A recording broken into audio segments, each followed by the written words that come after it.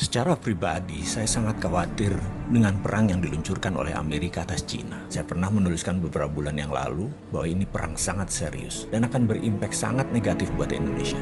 Benar loh, dan menurut saya kita belum melakukan antisipasi apapun. Jangan menganggap saya ini lebay. Tapi apa yang terjadi kalau efek perang dagang ini memukul Amerika?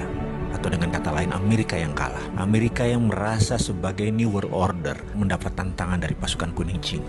Dan kalau Amerika sampai kalah, dunia berubah kutubnya. Bergeser centrum of gravitatis kalau bahasa intelijennya. Dan kita bisa lihat apa yang terjadi jika nanti benar ramalan saya ini terjadi.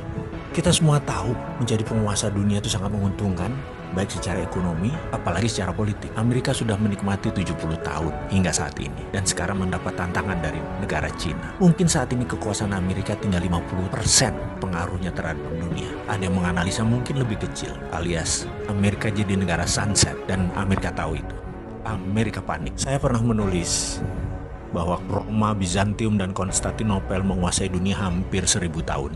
Dalam 1000 tahun itu, Roma ditantang 8 kali oleh kaum barbar versi Roma. Namun akhirnya tumbang juga oleh Genseric.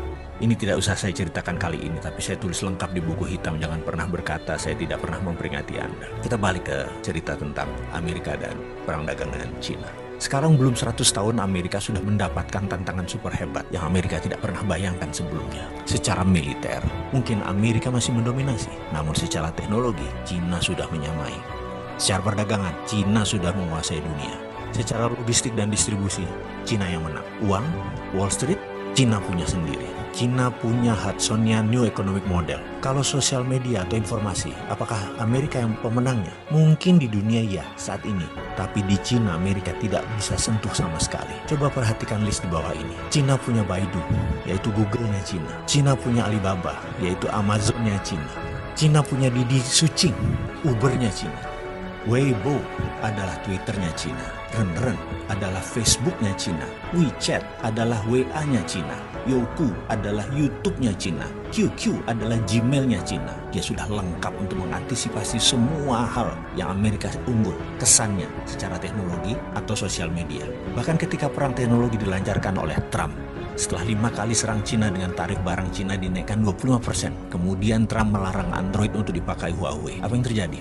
Ternyata Huawei sudah punya platform OS sendiri yang bernama Hongmeng OS, sehingga tidak terlalu berpengaruh. Amerika kecele berat di situ. Huawei chipnya ternyata 50% sudah buatan sendiri. Dan 5G tidak pakai platform ZTE yang Amerika punya.